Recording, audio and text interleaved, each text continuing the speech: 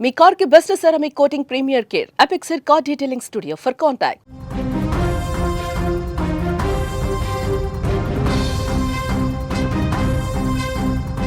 ప్రముఖ కవి రచయిత తెలంగాణ రాష్ట్ర గీతం జయ జయ హే తెలంగాణ రూపశిల్పి అందెశ్రీ కన్నుమూశారు. కొంతకాలంగా అనారోగ్యంతో బాధపడుతున్న ఆయన నిన్న రాత్రి హైదరాబాదులో ఆసుపత్రిలో చేరారు. ఆయన వయసు 64 ఏళ్ళు. ఈ వార్తతో తెలంగాణ సాహితీ లోకంలో విషాద ఛాయలు అలుముకున్నాయి. రాత్రి నుంచి ఆరోగ్యం మరింత విషమించి ఈరోజు ఉదయం కన్నుమూశారు. ఆదివారం రాత్రి లాలాగూడలోని తన నివాసంలో అందెశ్రీ ఒక్కసారిగా కుప్పకూలిపోయారు. వెంటనే కుటుంబ సభ్యులు ఆయన్ను హుటాహుటిన గాంధీ హాస్పిటల్కు తరలించారు. అక్కడ చికిత్స పొందుతూ ఆయన తుది శ్వాస విడిచినట్లుగా వైద్యులు ధృవీకరించారు. గత 4 రోజులుగా ఆయన తీవ్ర జ్వరంతో కూడా బాధపడినట్టుగా తెలుస్తోంది. తెలంగాణ ఉద్యమంలో అందెశ్రీ కీలక పాత్ర పోషించారు. తన అద్భుతమైన పాటలతో ప్రజలను మేల్కొల్పారు. కోట్లాది మంది ప్రజల గొంతుకై నిలిచారు. ముఖ్యంగా ఆయన రచించిన జయ జయ హే తెలంగాణ గీతాన్ని తెలంగాణ రాష్ట్ర ప్రభుత్వం రాష్ట్ర గేయంగా గుర్తించడం విశేషం. ఈ ఏడాది జూన్ 2వ తేదీన రాష్ట్ర అవతరణ దినోత్సవం సందర్భంగా ముఖ్యమంత్రి రేవంత్ రెడ్డి చేతుల మీదుగా ఆయన ₹1 కోటి నగదు పురస్కారాన్ని కూడా అందుకున్నారు. 1961 జూలై 18న ఉమ్మడి వరంగల్ జిల్లా మద్దూరు మండలం రేబర్తి గ్రామంలో అందెశ్రీ జన్మించారు. ఆయన అసలు పేరు అందె ఎల్లన్న. పాఠశాల విద్యకు నోచుకోలేకపోయినా అశువు కవిత్వం చెప్పడంలో దిట్టగా పేరు తెచ్చుకున్నారు. ప్రజాకవిగా, ప్రకృతి కవిగా ఆయన ప్రసిద్ధి చెందారు.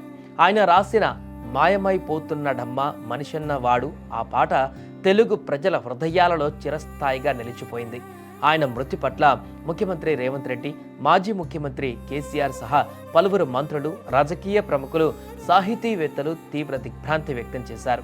అందెశ్రీ మరణము తెలుగు సాహిత్య లోకానికి తీరని లోటని పలువురు విచారం వ్యక్తం చేశారు. ఎలాంటి చదువులు లేకపోయినా, ఎలాంటి స్కూల్స్ కానీ కాలేజీల్లో చదివినటువంటి చరిత్ర లేకపోయినా ఆయనకున్నటువంటి ప్రతిభ, ఆయన నేర్చుకున్నటువంటి ప్రకృతికి సంబంధించినటువంటి ఆనవాళ్ళనే కవిత్వంగా మార్చి, రచనలుగా మార్చి, వాటినే పాట రూపంలో ప్రజలను చైతన్యపరిచినటువంటి ప్రకృతి కవి, రచయిత అందెశ్రీ. అందుకే ఆయన చేసినటువంటి గొప్ప రచనలు, కవిత్వాలు వీటన్నిటికీ గుర్తింపుగా కాకతీయ విశ్వవిద్యాలయం కూడా ఆయనకు డాక్టరేటును, గౌరవ డాక్టరేటును కూడా మంజూరు చేసింది. అలాగే ఆయన ఈ యొక్క తెలంగాణ గేయ రచనలే కాకుండా, సామాజిక కోణంలోనే కాకుండా సినిమాకు సంబంధించినటువంటి రంగంలో కూడా తన యొక్క ప్రతిభను చాటుకున్నారు. 2007లో గంగా సినిమాకు సంబంధించి నంది అవార్డును కూడా గెలుచుకున్నారంటే తన యొక్క మాటల, పాటల యొక్క పదును ఎంత ఉంటుందో మనందరికీ తెలిసిందే. ఇలాంటి గొప్ప కవి, రచయిత ఈరోజు లేరు అనేటువంటి వార్త చాలా బాధాకరంగా మారింది. ముఖ్యంగా తెలంగాణ ప్రజలలో అందెశ్రీ గారి యొక్క ఆయన పేరు కానీ, ఆయన వ్యక్తిత్వం కానీ, ఆయన యొక్క జీవిత ప్రస్థానం కానీ చాలామంది ప్రజలకు ఒక స్ఫూర్తిదాయకంగా మారుతుంది. ఆయన జీవితమే ఒక పాఠంగా మారుతుంది. చిన్నప్పటి నుంచి ఆయన ఎదుర్కొన్నటువంటి అనేక సవాళ్ళు, ఆయన ఎదుర్కొన్నటువంటి సమస్యలు, ఆయన నడిచినటువంటి దారి చాలామంది వ్యక్తులకు ఒక గుణపాఠము లేదా ఒక ఇన్స్పిరేషన్గా మారేటువంటి అవకాశంగా ఉంటుంది. అనేక బాధలు, అనేక కష్టాలను, అనేక జీవితంలో ఎదురయ్యేటువంటి ఎత్తు పల్లాలను చూసినటువంటి అందెశ్రీ నేడు ఎంతోమంది గుండెల్లో పదులమైనటువంటి స్థానాన్ని గెలుచుకున్నారు. ఆయన యొక్క పాటలు, ఆయన పలికించేటువంటి భావాలను, తనకున్నటువంటి ఎదురైనటువంటి సంఘటనలను కూడా పాట రూపంలో వెలిగించేటువంటి అద్భుతమైనటువంటి కవితా హృదయం కలిగినటువంటి వ్యక్తి. అందుకే ప్రకృతి కవి అంటారు ఆయనని.